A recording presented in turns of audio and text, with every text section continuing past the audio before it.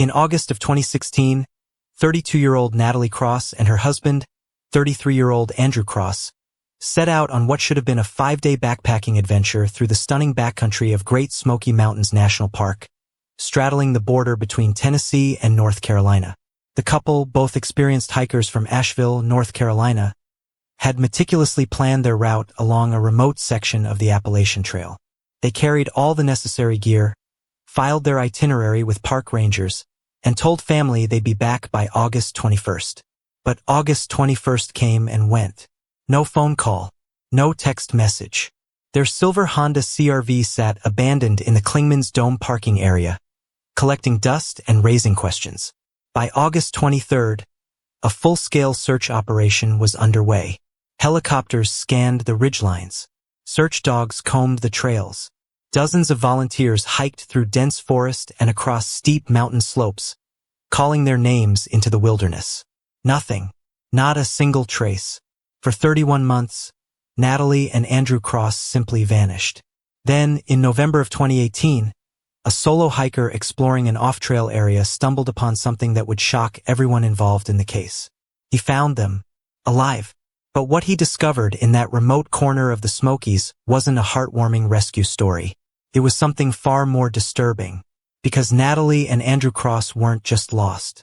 They were living in an abandoned structure, miles from any marked trail, filthy, malnourished, and acting completely insane. They spoke in fragmented sentences. They flinched at daylight. They refused to leave. And when rescuers finally got them to safety, the couple couldn't explain what had happened, or why they'd stayed hidden for nearly 3 years while the world searched for them.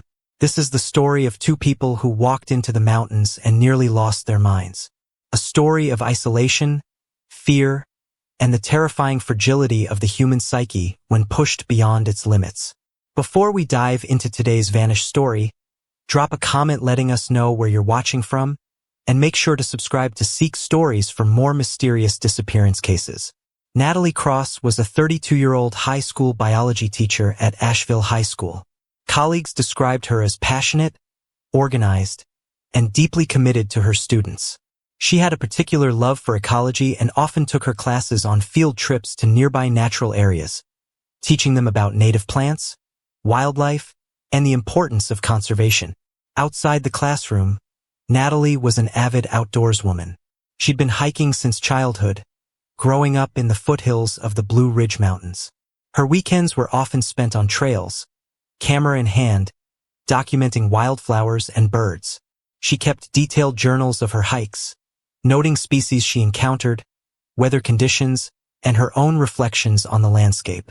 Andrew Cross, 33, worked as a software developer for a tech startup based in Asheville. He was the quiet, analytical type, someone who approached problems methodically and carefully. Friends said he was dependable, thoughtful, and had a dry sense of humor that caught people off guard. He'd gotten into hiking after meeting Natalie 6 years earlier. What started as a casual interest quickly became a shared passion. Together, they'd hiked sections of the Appalachian Trail in Virginia, explored trails in the Pisgah National Forest, and spent long weekends camping in remote areas of the Southeast. By all accounts, they were a solid couple. They'd married in 2014 in a small outdoor ceremony near Max Patch, a bald mountain on the Tennessee-North Carolina border. They lived in a modest apartment in West Asheville, saved money for a future house, and talked about eventually hiking the entire Appalachian Trail when they had more time. In early August of 2016, they decided to take a longer backpacking trip. Natalie had the week off before the new school year started. Andrew could work remotely for a few days if needed. They chose a remote section of the Great Smoky Mountains National Park, an area less trafficked than the popular tourist spots like Clingmans Dome or Cades Cove. Their plan was straightforward. They'd start at the Clingmans Dome parking area, hike a loop that would take them through backcountry campsites along the Appalachian Trail and several connector trails, covering roughly 40 miles over 5 days. They'd camp at designated sites, filter water from mountain streams, and return to their car by August 21st. On the morning of August 16th, they stopped by Natalie's sister's house in Asheville. Her name was Jennifer Hartman, and she lived there with her husband and 2 young kids. Natalie and Andrew stayed for breakfast, played with the kids, and went over their itinerary one more time. Jennifer later told investigators that both of them seemed excited, relaxed, and well-prepared. Natalie showed her the new water filtration system they'd bought. Andrew joked about finally getting away from his laptop for a few days. They hugged goodbye, promised to call when they got back, and drove off toward the mountains. At 11:30 that morning, they checked in at the Sugarlands Visitor Center near Gatlinburg, Tennessee. A park ranger named Tom Everett reviewed their backcountry permit, asked about their experience level, and reminded them to store food properly to avoid attracting bears. He noted in his log that they seemed knowledgeable and well-equipped. Their vehicle, the silver Honda CR-V, was left in the Clingmans Dome parking lot. A trailhead camera captured them beginning their hike at approximately 1:15 in the afternoon. Both wore large backpacks, trekking poles in hand, smiling as they passed the camera. That image would become one of the last confirmed sightings of Natalie and Andrew Cross for 31 months. Two other hikers, a retired couple from Georgia, passed them on the trail around 3 o'clock that same afternoon. They exchanged brief greetings, commented on the beautiful weather, and continued in opposite directions. The couple later described Natalie and Andrew as cheerful and moving at a steady pace. The weather that day was perfect for hiking. Clear skies, temperatures in the mid-70s, a light breeze moving through the ridgelines. There were no storm warnings, no alerts about wildlife activity, nothing to suggest any immediate danger. By all indications, Natalie and Andrew Cross were starting what should have been a routine, enjoyable backpacking trip through one of the most beautiful wilderness areas in the eastern United States. But somewhere along that trail, something went terribly wrong. August 21st arrived. Natalie and Andrew were supposed to return to the Clingmans Dome parking area by late afternoon. Jennifer Hartman had been expecting a call from her sister that evening, just a quick check-in to let her know they were home safe. By 9 o'clock that night, Jennifer still hadn't heard anything. She tried calling Natalie's cell phone. It went straight to voicemail. She called Andrew's phone. Same thing. She told herself not to worry. Maybe they'd decided to stay an extra night. Maybe they'd extended their route. It wasn't unusual for hikers to adjust their plans. But by the morning of August 22nd, when there was still no word, Jennifer's concern deepened. She called again. No answer. She checked social media. Nothing. She reached out to a few of Natalie's friends to see if anyone had heard from her. No one had. That afternoon, Jennifer drove to the Clingmans Dome parking area. Took her about an hour and a half from Asheville. When she arrived, she immediately spotted the silver Honda CR-V, still parked in the same spot. Dust had settled on the windshield. A parking ticket from the 16th was tucked under the wiper blade. Jennifer's stomach dropped. She walked around the vehicle, looking through the windows. Everything looked normal. No signs of a struggle, no broken glass, nothing out of place. But the fact that the car was still there, days after they were supposed to return, set off every alarm in her mind. She drove straight to the nearest ranger station and filed a missing persons report. By early morning on August 23rd, a search operation was launched. A team of 12 park rangers, supported by volunteers from the local search and rescue organization, began working through the couple's registered itinerary. The initial focus was on the backcountry campsites Natalie and Andrew had listed on their permit. Rangers hiked to each location, checking for signs of recent occupation. Tent stakes left in the ground, fire rings with fresh ash, food wrappers, gear left behind, anything that might indicate the couple had been there. They found nothing. Not at the first campsite, not at the second, not at any of the designated locations along their planned route. On the second day of the search, a helicopter was deployed. The pilot and observer flew low over the ridgelines and valleys, scanning for brightly colored fabric, smoke from a campfire, or any other sign of human presence. The terrain in this part of the Smokies is steep and densely forested, with thick canopies of oak, maple, and rhododendron that make it difficult to see the ground from the air. Despite hours of flying, the helicopter crew reported no sightings. Ground teams expanded their search radius, moving beyond the couple's planned route. They checked side trails, creek beds, and areas where hikers sometimes wandered off the main path to explore scenic overlooks or photograph wildlife. On the third day, search dogs were brought in. The dogs were given clothing items from Natalie and Andrew's apartment to establish a scent profile.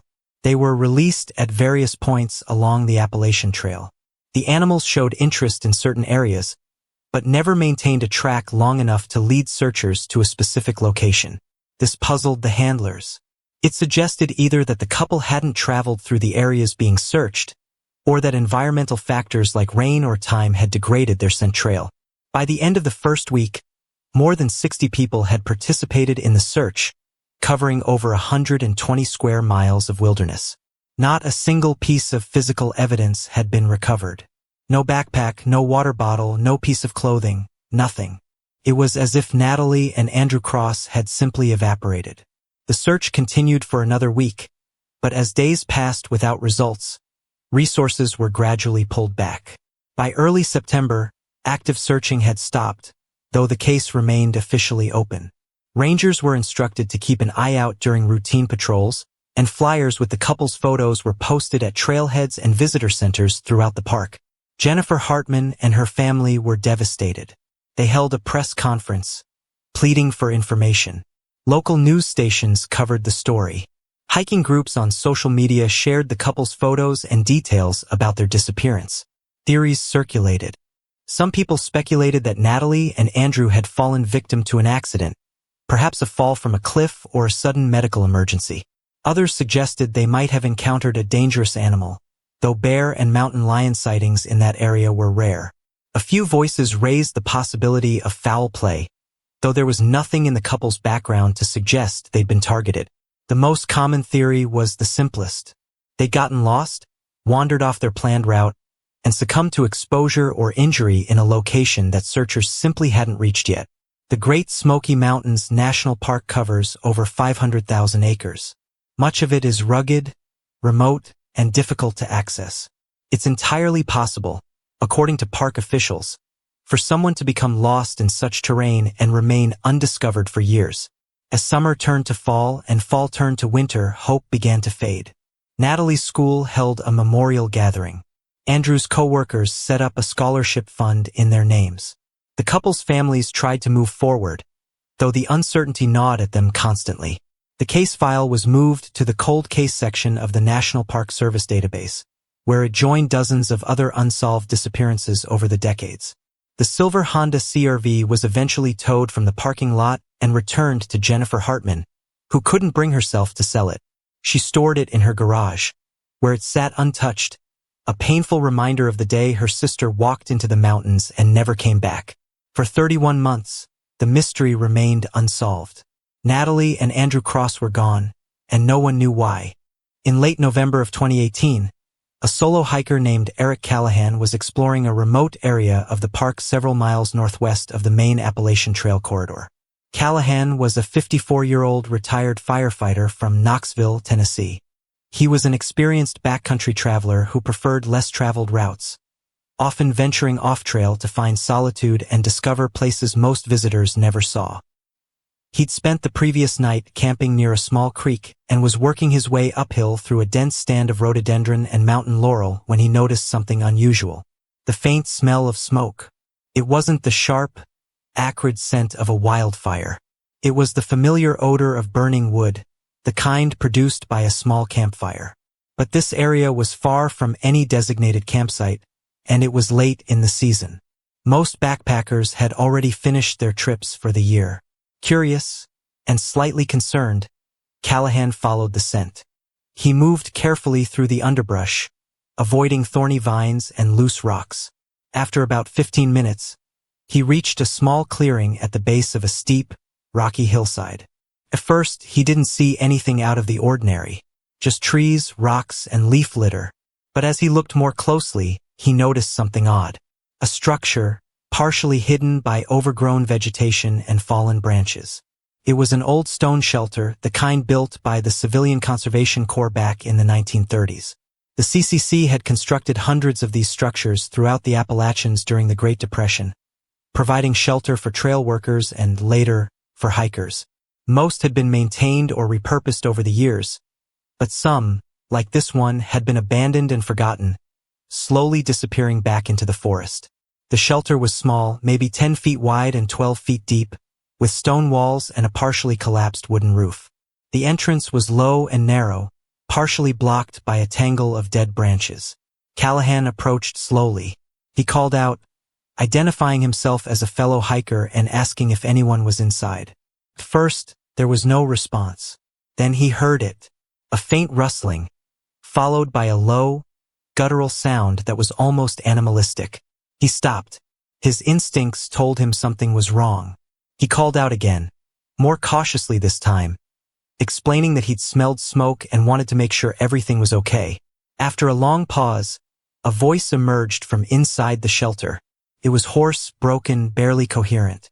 The voice said, "Go away. You shouldn't be here." Callahan's heart rate quickened. Someone was in there, and they sounded distressed.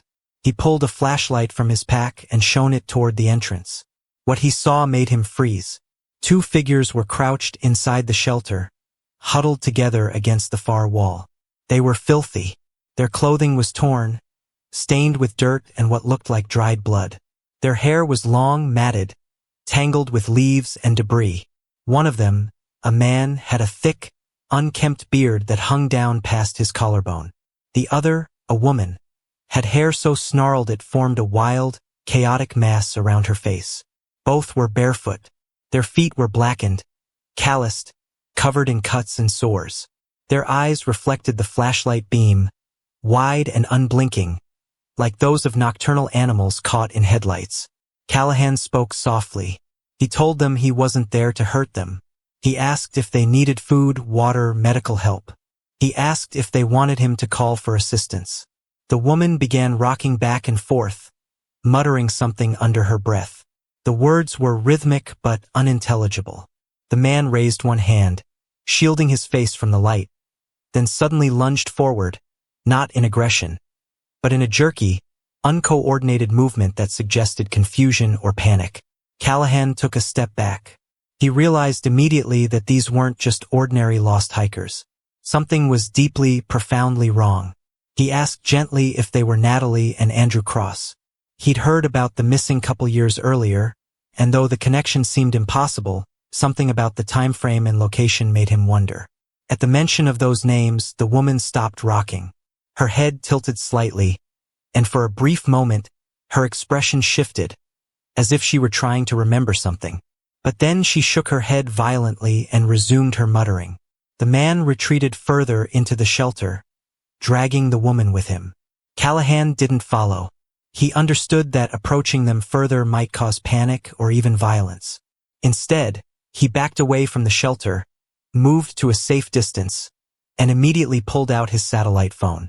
Within minutes, he was connected to a dispatcher at the Sevier County Sheriff's Office. He described the situation as clearly as he could. 2 individuals, male and female, living in an abandoned shelter, appearing severely malnourished and mentally unstable, possible match for a missing persons case from 2016. The dispatcher instructed him to remain in the area but not to attempt any further contact. A rescue team was mobilized immediately. By late afternoon, a helicopter carrying 4 park rangers and 2 paramedics was airborne, heading toward the coordinates Callahan had provided. The terrain was too rugged to land nearby, so the team was dropped at a clearing roughly half a mile away. They hiked in on foot, carrying medical supplies, blankets, food, and equipment for a potential extraction. When they arrived at the shelter just before dusk, Callahan was waiting outside. He briefed the rangers on what he'd seen, emphasizing that the individuals inside seemed unable or unwilling to communicate clearly, and appeared to be in severe psychological distress. The lead ranger, a woman named Patricia Langford, approached the shelter entrance cautiously. She had over 15 years of experience in wilderness rescue and had dealt with plenty of difficult situations, but something about this case felt different. She announced her presence in a calm, steady voice. She explained that she and her team were there to help, that no one was in trouble, and that they only wanted to make sure everyone was safe. There was no immediate response. Langford waited, then repeated her message. After nearly a minute, the man's voice emerged from the darkness. This time, his words were slightly more coherent. He said, "We can't leave. It's not safe. We have to stay." Langford exchanged glances with her team. She asked why he felt it wasn't safe. The man didn't answer directly. Instead, he began speaking rapidly, his tone urgent and fragmented. He talked about watching eyes, shadows that moved at night, voices that told them to stay hidden. His sentences jumped from one thought to another without clear connections. The woman, meanwhile, had begun humming. It was a tuneless, droning sound that filled the shelter and spilled out into the evening air. One of the paramedics, a man named Joel Pritchard, quietly suggested to Langford that they might be dealing with severe psychological trauma, possibly compounded by malnutrition, dehydration, and prolonged isolation. He recommended a non-threatening approach. Offer food and water first, then gradually build trust before attempting to move them. Langford agreed. She instructed one of the rangers to prepare several bottles of water and some energy bars. She placed these items just inside the shelter entrance, within reach but not intrusive, then stepped back. She told the couple that the supplies were there whenever they were ready, and that no one would force them to do anything. For several minutes, nothing happened. Then, slowly, the man crawled forward. His movements were hesitant, almost fearful. He reached out, grabbed one of the water bottles, and retreated back into the shadows. The sound of him drinking was audible. Desperate gulps, followed by coughing. The woman didn't move. Night was falling, and the temperature was beginning to drop. Langford knew they couldn't leave the couple in the shelter overnight without medical evaluation, but she also knew that forcing them out could result in injury or further psychological harm. She decided to try a different approach. She asked the man his name. There was a long pause. Then, in a voice barely above a whisper, he said, "Andrew." The confirmation sent a ripple of shock through the team. This was Andrew Cross, and the woman with him, by extension, was almost certainly Natalie. Langford immediately radioed the information back to base. Within the hour, Jennifer Hartman was on the phone with the rescue coordinator, providing physical descriptions and any details that might help with identification. Meanwhile, at the shelter, the team continued their careful effort to establish communication. Langford asked Andrew if he remembered coming to the Smokies in 2016, if he remembered starting a hike with his wife. He nodded slowly, but his eyes remained unfocused, darting around as if searching for something invisible. She asked if he and Natalie had been in the shelter the entire time. He shook his head, then nodded, then shook his head again. His answers were contradictory, unreliable. Natalie, for her part, had stopped humming. She was now staring at the shelter entrance, her expression blank, but her body tense, as if poised to flee. Pritchard, the paramedic, knelt down, making himself less physically imposing. He spoke directly to Natalie, introducing himself by name and explaining that he was there to help, that she was safe, and that no one was going to hurt her. She didn't respond, but her breathing slowed slightly, a small sign that she might be processing his words. Over the next 2 hours, the team employed a gradual, patient strategy. They offered more food and water, which both Andrew and Natalie eventually accepted. They spoke in calm, reassuring tones, avoiding sudden movements or loud noises. They didn't press for answers or explanations, focusing instead on building a fragile sense of safety.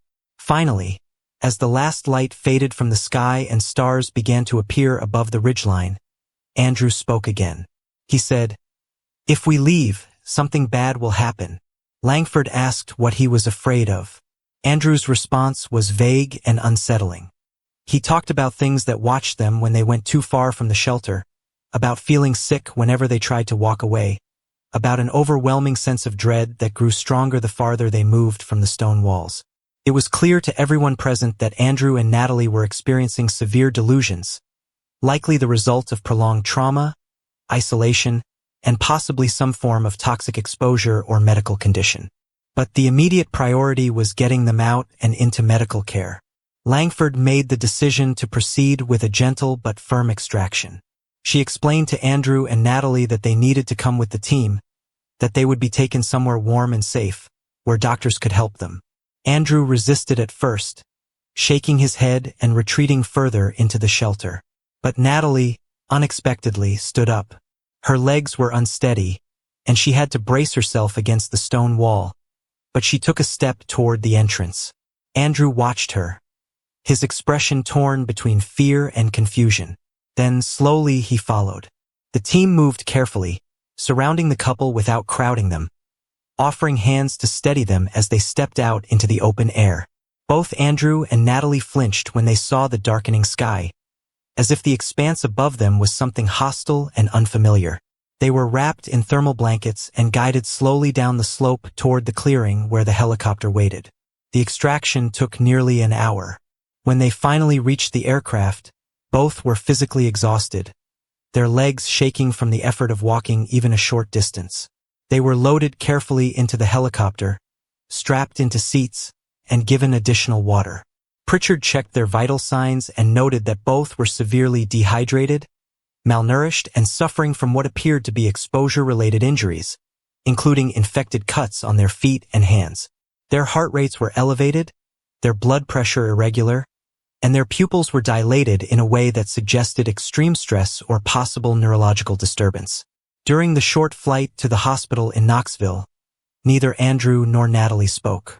They sat rigid in their seats, staring straight ahead, occasionally flinching at the vibrations of the helicopter or the voices of the crew members. When Pritchard tried to examine Natalie's hands more closely, she pulled away sharply and began to shake. He didn't press further. The helicopter landed at University of Tennessee Medical Center just after 9 in the evening. A team of emergency room physicians and psychiatric specialists had been briefed on the situation and were waiting. Andrew and Natalie were taken directly into separate examination rooms, though hospital staff made sure the rooms were adjacent so that neither would feel completely isolated from the other. Dr. Raymond Kelly, the attending physician who oversaw Natalie's initial evaluation, later described her condition in his medical report as one of the most severe cases of neglect and psychological distress he'd encountered in over 15 years of emergency medicine. Her body weight was approximately 30% below normal for her height and build. Her skin was covered in sores, insect bites, and what appeared to be self-inflicted scratches. Her hair, which had once been shoulder-length and well-maintained according to photographs, was now a tangled mass that had to be carefully cut away in sections to allow for proper hygiene and examination. Her fingernails were broken and embedded with dirt and organic material. When blood samples were taken, initial tests revealed severe vitamin deficiencies, elevated stress hormones, and markers consistent with chronic starvation. Andrew's condition was similarly grave. Dr. Philip Grantham, who examined him, noted extensive muscle wasting, signs of frostbite on several toes, and multiple healed fractures in his left hand that had never been properly set. His beard and hair were infested with lice, and his teeth showed signs of decay and damage consistent with a diet lacking in basic nutrition. Like Natalie, he was dangerously underweight and dehydrated. Both were admitted to the intensive care unit and placed under continuous observation. Over the first 72 hours, their physical conditions slowly stabilized. They were given intravenous fluids, antibiotics to treat infections, and carefully measured amounts of food to avoid refeeding syndrome, a potentially fatal condition that can occur when nutrition is reintroduced too quickly to a starving body. However, their psychological states remained deeply troubling. Natalie did not speak at all during the first 2 days. She would lie in bed with her eyes open, staring at the ceiling or the walls, occasionally whimpering or rocking her body from side to side. When nurses approached to check her vitals or change her bandages, she would recoil and sometimes cry out, though she never formed words. Dr. Amelia Frost, a clinical psychologist brought in to assess her, noted in her preliminary evaluation that Natalie exhibited symptoms consistent with severe post-traumatic stress disorder, possible psychosis, and what might be described as catatonic episodes. She recommended that Natalie be transferred to the psychiatric wing as soon as her medical condition allowed. Andrew, by contrast, did speak, but his words were fragmented and often nonsensical. He would answer questions with unrelated statements, shift abruptly from one topic to another, or lapse into long stretches of muttering in which he seemed to be addressing someone who wasn't present. When asked what had happened during the 31 months he and Natalie had been missing, He would become agitated and insist that they hadn't been missing, that they'd been exactly where they needed to be, that leaving the shelter had been a mistake. He repeatedly mentioned being watched, being followed, and needing to stay quiet. When pressed for specifics, he couldn't provide coherent details. On the fourth day, Natalie spoke her first words.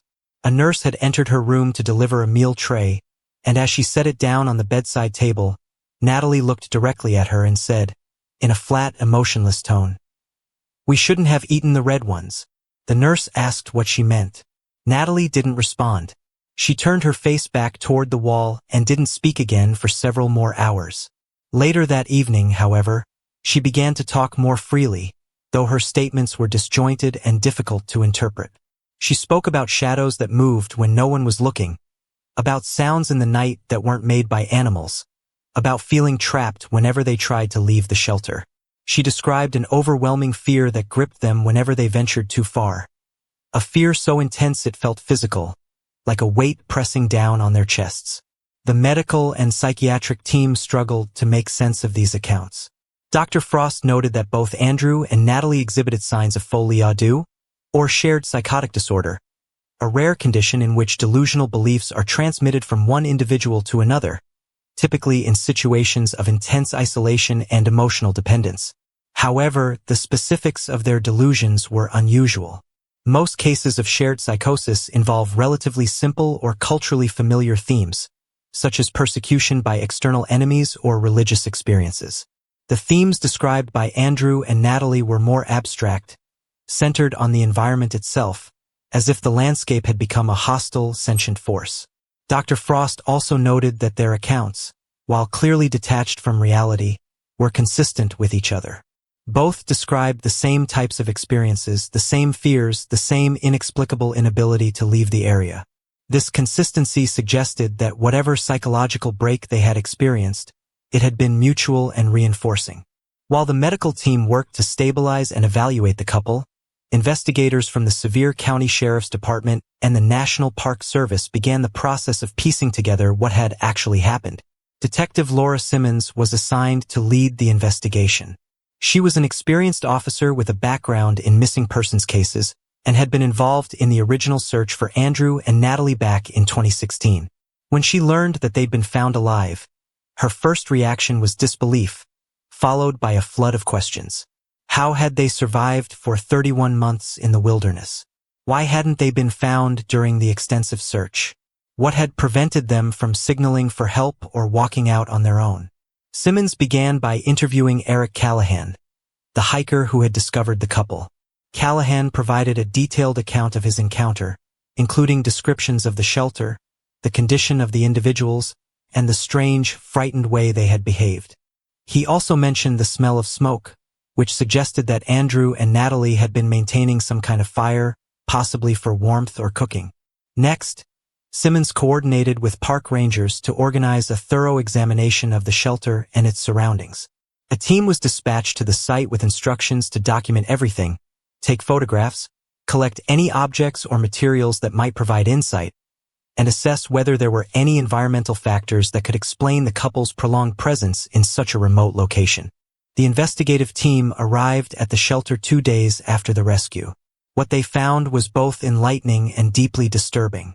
The shelter itself was not large. Approximately 10 feet wide and 12 feet deep, with low stone walls and a partially collapsed roof made of rotting wooden beams. The floor was covered with a thick layer of pine needles, leaves, dried grass, and what appeared to be animal fur, suggesting that Andrew and Natalie had constructed a crude bedding area to insulate themselves from the cold ground. In one corner, there was a small fire pit made from stacked stones, filled with charred wood and ash. The team noted that the fire had been carefully maintained, with no signs of it having spread beyond the controlled area. This indicated a degree of survival capability and planning. Nearby, investigators found several empty food wrappers. These were the remnants of the freeze-dried meals the couple had brought with them on their original hike. The wrappers were faded and weathered, but the brands and types matched those listed in their gear inventory from 2016. However, there were far too few wrappers to account for 31 months of survival. This raised an immediate question. What had they been eating? Further examination of the shelter revealed scattered animal bones, including the remains of small rodents, birds, and what appeared to be part of a rabbit skeleton. There were also piles of foraged materials, wild berries, roots, edible plants, and fungi. Some of the plant species were correctly identified as safe for consumption, things like ramps, wild onions, and blackberries, but others were toxic or hallucinogenic. The team collected samples of everything and sent them to a laboratory for analysis. The presence of toxic plants was particularly significant, as it offered a potential explanation for the psychological disturbances both Andrew and Natalie were experiencing. One of the rangers, a botanist with expertise in local flora, identified several specimens of Amanita muscaria, commonly known as fly agaric, a mushroom known for its psychoactive properties. Consuming this species, especially over a prolonged period, can cause hallucinations, confusion, altered perception, and severe cognitive impairment. The botanist also identified traces of white snakeroot, a poisonous plant that can cause tremors, delirium, and death if ingested in sufficient quantities. It was unclear whether Andrew and Natalie had consumed these plants intentionally, mistakenly, or out of sheer desperation, but their presence in the shelter strongly suggested that at least part of the couple's erratic behavior and delusional thinking could be attributed to accidental or chronic poisoning. But there was something else. Something that added another layer to the mystery. The investigative team also discovered remnants of old paint chips scattered around the interior of the shelter. The shelter had been built by the Civilian Conservation Corps in the 1930s, and like many structures from that era, it had been painted with lead-based paint.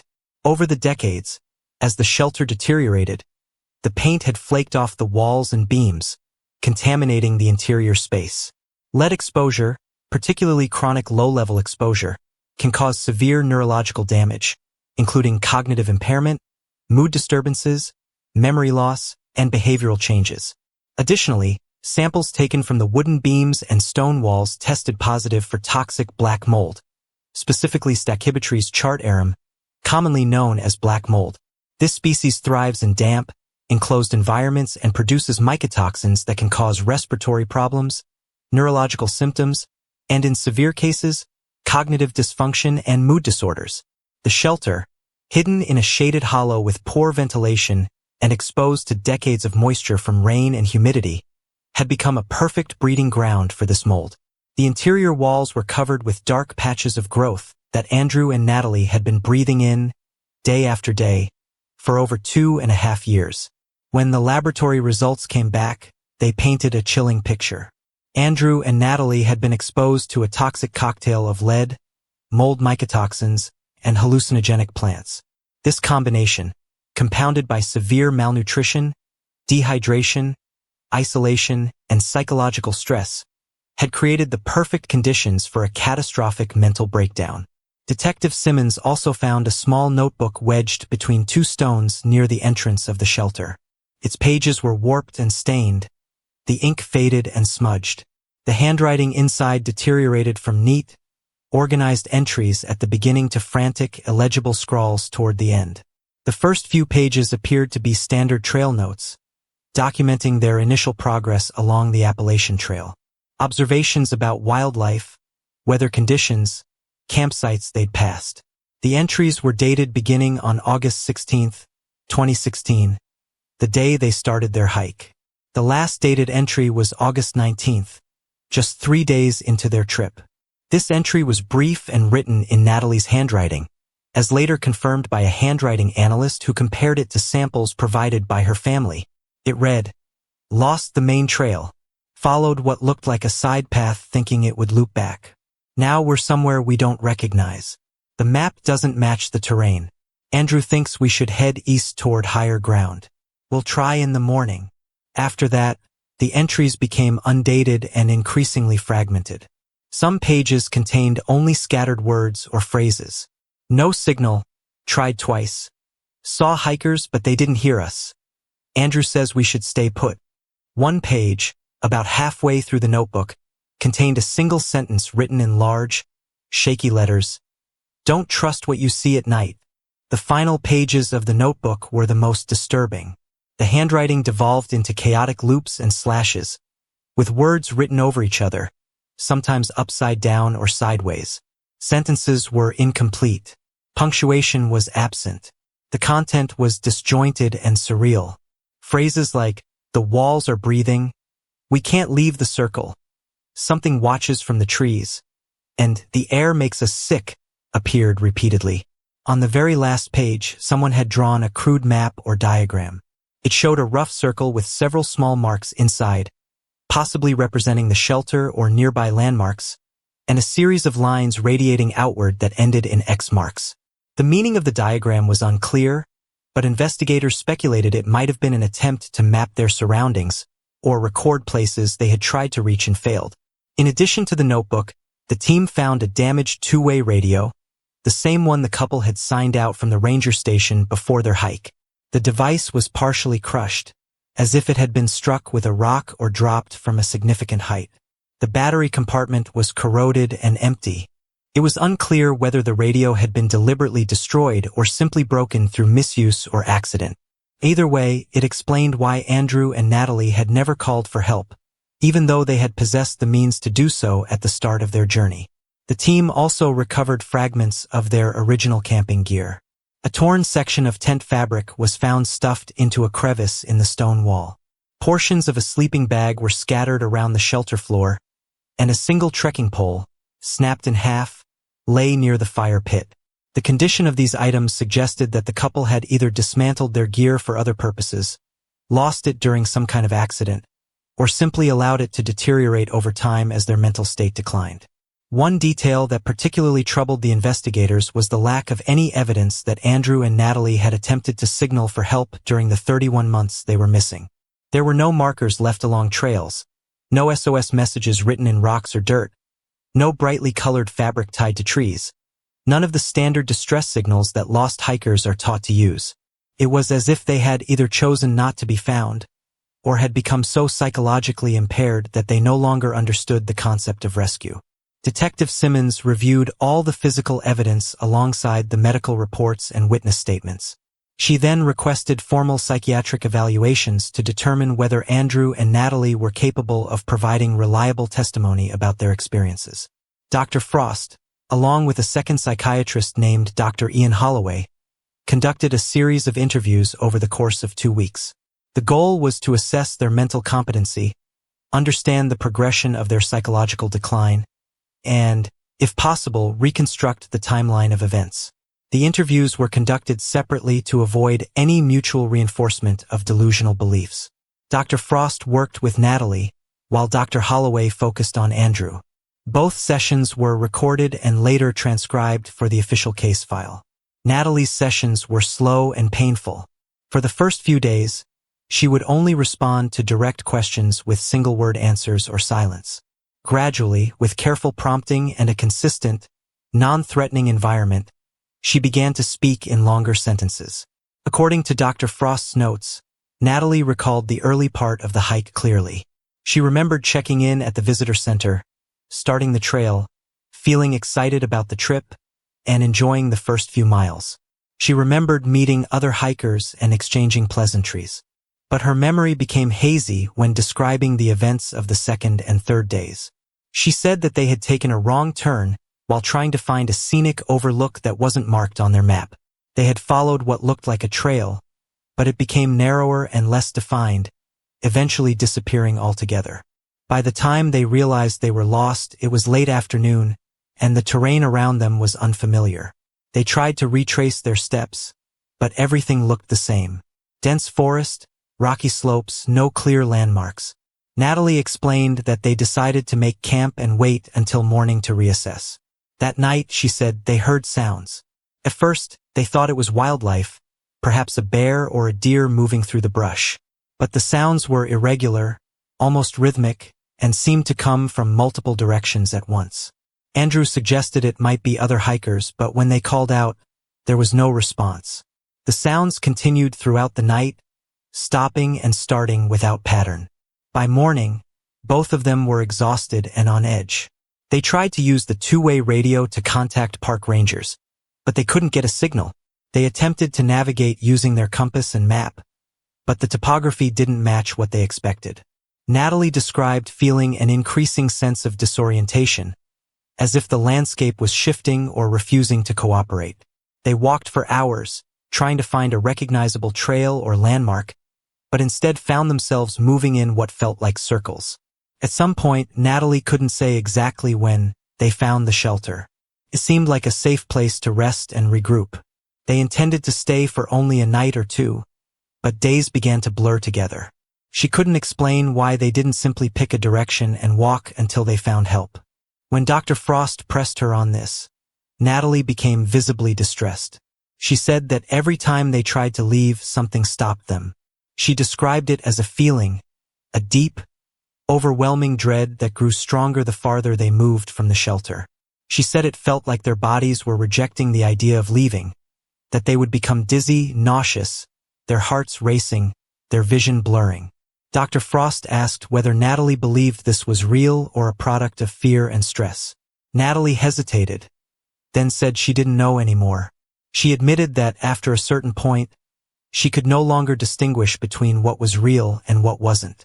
She said that hunger, exhaustion, and fear had broken down her ability to think clearly.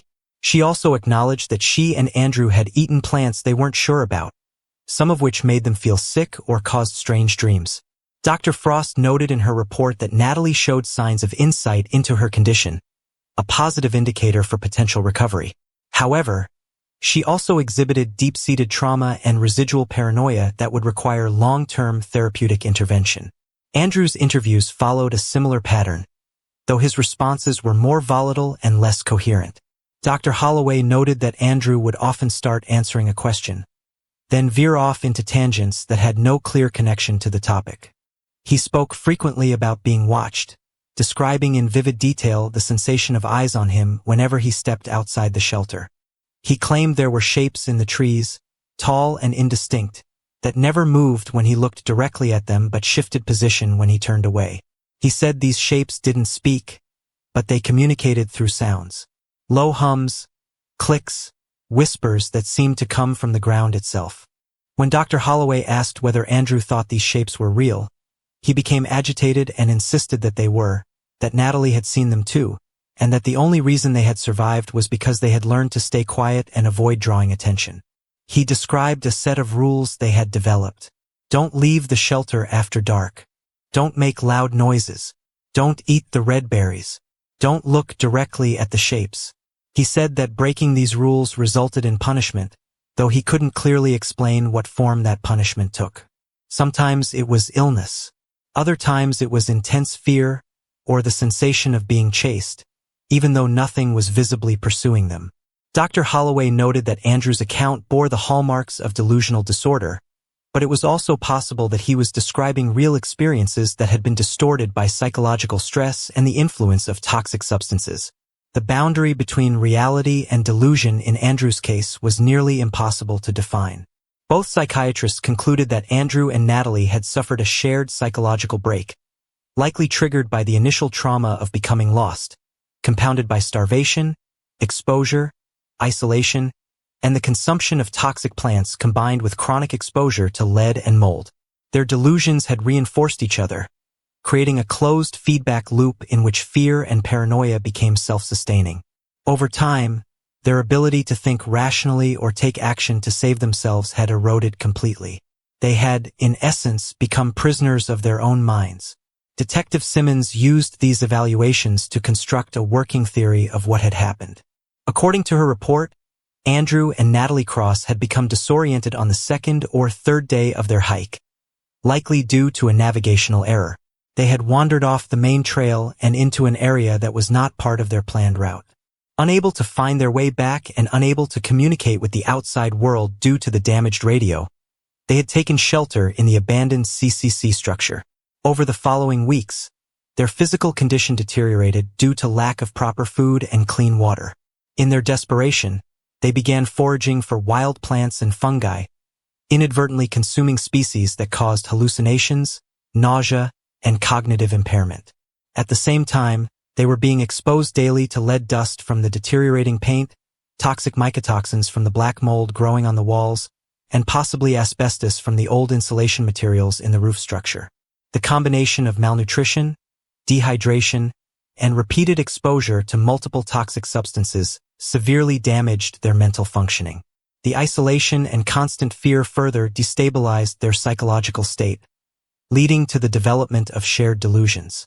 These delusions created a belief system in which leaving the shelter was not only dangerous but impossible, effectively trapping them in a prison of their own creation. The extensive search operation conducted in 2016 had failed to locate them because the shelter was situated in an area that was not part of their registered itinerary and was hidden from aerial view by dense tree cover and natural rock formations. Ground search teams had come within a few miles of the location, but without any clear indication that the couple had traveled in that direction, the shelter had never been directly searched. The fact that Andrew and Natalie had not attempted to signal for help, either visually or audibly, meant that even when searchers were nearby, there was no way to detect their presence. Simmons also consulted with a wilderness survival expert to assess whether it was plausible for two people to survive for 31 months in such conditions. The expert confirmed that while extremely difficult, it was not impossible. The region around the Great Smoky Mountains contains sufficient natural resources: water from seasonal streams, edible plants, small game, and shelter in the form of caves and old structures to sustain human life for extended periods, provided the individuals had some basic knowledge of foraging and survival techniques. However, the expert also emphasized that such survival would come at a tremendous physical and psychological cost, exactly what had been observed in Andrew and Natalie. The findings of the investigation were compiled into a comprehensive report and submitted to the National Park Service, the Sevier County Sheriff's Department, and the families of Andrew and Natalie Cross. The report concluded that the couple's disappearance and prolonged absence were the result of a tragic combination of navigational error, equipment failure, environmental factors, and severe psychological deterioration caused by exposure to multiple toxic substances. No evidence of foul play, criminal activity, or third-party involvement was found. The case was officially closed as a resolved missing persons incident, with no criminal charges filed. However, the resolution of the case did not mark the end of the ordeal for Andrew and Natalie. Both remained hospitalized for several more weeks as their physical health slowly improved. Natalie gained weight gradually. Her infections were treated successfully, and her vital signs returned to near-normal levels. Andrew's recovery was similarly steady, though his frostbitten toes required minor surgical intervention, and the fractures in his hand were set and placed in a cast. Psychologically, the road ahead was much longer and far more uncertain. Both were transferred to a specialized psychiatric facility in Asheville that focused on trauma recovery and long-term rehabilitation. There, they began intensive therapy aimed at helping them process their experiences, rebuild their cognitive functioning, and regain a sense of reality and safety. Dr. Frost continued to work with Natalie on a consulting basis, while Dr. Holloway coordinated Andrew's treatment plan. The therapeutic approach involved a combination of cognitive behavioral therapy, trauma-focused counseling, and carefully monitored medication to manage anxiety, depression, and residual psychotic symptoms. Both Andrew and Natalie were also introduced to nutritional rehabilitation programs to address the lasting physical effects of prolonged starvation and toxic exposure. Progress was slow. In the early weeks, Natalie experienced frequent nightmares and panic attacks, particularly at night or in enclosed spaces. She would sometimes wake up screaming, convinced that she was back in the shelter and that something was coming for her. Andrew struggled with paranoia and hypervigilance. He constantly checked windows and doors, insisting that he could hear sounds that no one else heard. He had difficulty trusting the staff and would sometimes refuse food or medication, fearing it was contaminated or meant to harm him. Despite these challenges, both showed gradual signs of improvement. Natalie began to speak more openly about her experiences, and with the help of her therapist, she started to distinguish between memories that were real and those that were distortions or hallucinations. She acknowledged that many of the things she had believed while in the shelter, the watching shapes, the sentient forest, the rules she and Andrew had invented, were products of her deteriorating mental state rather than objective reality. This realization was both painful and liberating. It allowed her to begin reclaiming a sense of agency and understanding. Andrew's progress was slower and more uneven. he continued to struggle with the conviction that some of what he had experienced was real. Even after months of therapy, he would occasionally insist that there had been something in the forest, something that he couldn't explain but that had been undeniably present. His therapists worked with him to reframe these beliefs, helping him understand that the human mind, especially under extreme stress and toxic exposure, is capable of creating vivid and convincing experiences that feel entirely real but are not grounded in external fact. Over time, Andrew began to accept this framework, though he never fully let go of the feeling that there had been more to their ordeal than just fear, illness, and delusion. As the months passed, both Andrew and Natalie were gradually reintegrated into more normal daily routines. They participated in group therapy sessions with other trauma survivors, engaged in occupational therapy to rebuild basic life skills, and were slowly reintroduced to the outside world through supervised outings and family visits. Jennifer Hartman visited her sister regularly, providing emotional support and helping to reconnect Natalie with the life she had left behind. Andrew's parents, who lived in Colorado, made frequent trips to Asheville, though the reunions were often difficult and emotionally charged. By the spring of 2019, nearly 6 months after their rescue, both Andrew and Natalie had been deemed stable enough to transition to outpatient care. They were discharged from the psychiatric facility and returned to their respective families. Natalie moved in with Jennifer in Asheville, while Andrew returned to his parents' home in Boulder. Both continued therapy on a weekly basis and remained on medication to manage their symptoms. The question of whether they would ever fully recover remained open. Their therapists emphasized that trauma of this magnitude leaves lasting marks, and while significant healing is possible, some effects may be permanent. Both Andrew and Natalie would likely struggle with anxiety, flashbacks, and trust issues for years to come. Their ability to return to independent living, maintain relationships, or resume careers was uncertain. The media coverage of their rescue and recovery was extensive. News outlets across the country ran stories about the couple who had vanished into the wilderness and been found nearly 3 years later, alive but profoundly changed. The case sparked widespread discussion about the dangers of backcountry hiking, the importance of proper preparation and communication equipment, and the psychological resilience required to survive extreme isolation and toxic exposure. Some commentators praised Andrew and Natalie for their survival instincts, while others questioned why they had not done more to signal for help or find their way out. The National Park Service used the case as an opportunity to reinforce public safety messaging.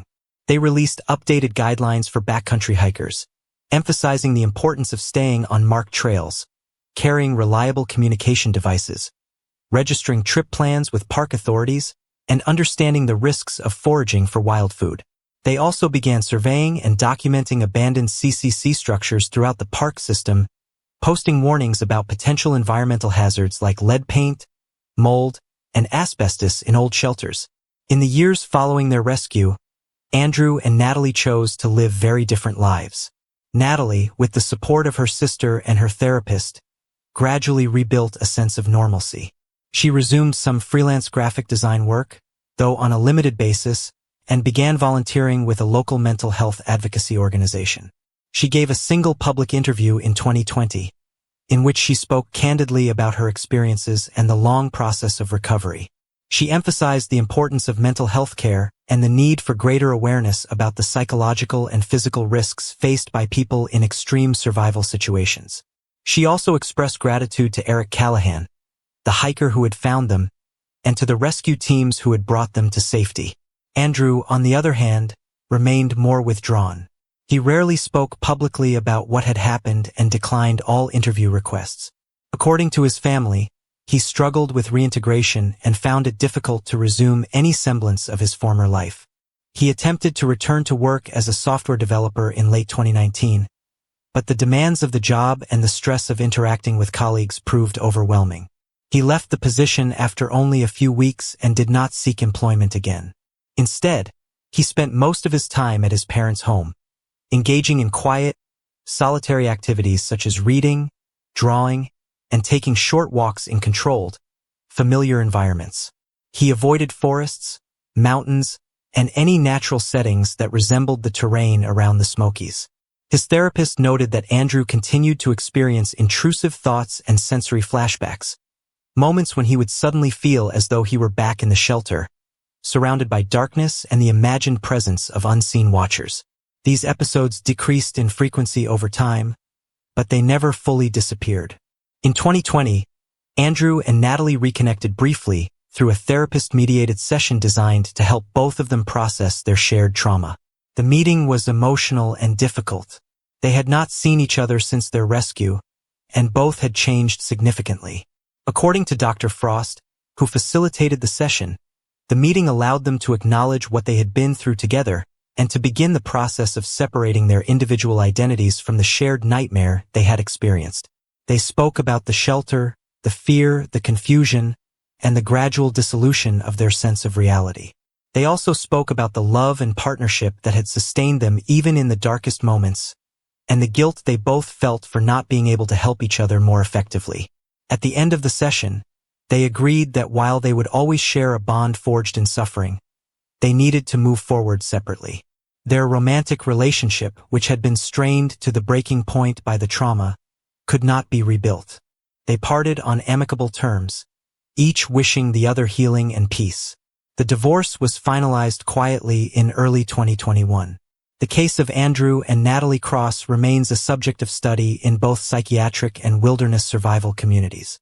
Several academic papers have been published analyzing the psychological mechanisms that led to their shared delusions, the role of environmental toxins in cognitive decline, and the effects of combined toxic exposure on long-term mental health. Their story serves as a stark reminder of the fragility of the human mind under extreme conditions, the power of fear and isolation to distort perception, and the thin line between survival and surrender. It also highlights the resilience of the human spirit, the capacity to endure unimaginable hardship, and the possibility, however difficult, of rebuilding a life after it has been shattered. The Great Smoky Mountains National Park remains a place of breathtaking beauty and natural wonder, drawing millions of visitors each year. Most come and go without incident, marveling at the towering peaks, the ancient forests, and the abundant wildlife. But for those who know the story of Andrew and Natalie Cross, the landscape carries a darker resonance. It is a reminder that the wilderness, for all its majesty, is also a place of profound danger, where a single wrong turn can lead to a descent into isolation, fear, and madness. The shelter where they were found has since been marked on internal park service maps and sealed off to prevent others from taking refuge there. Rangers occasionally check the site during routine patrols.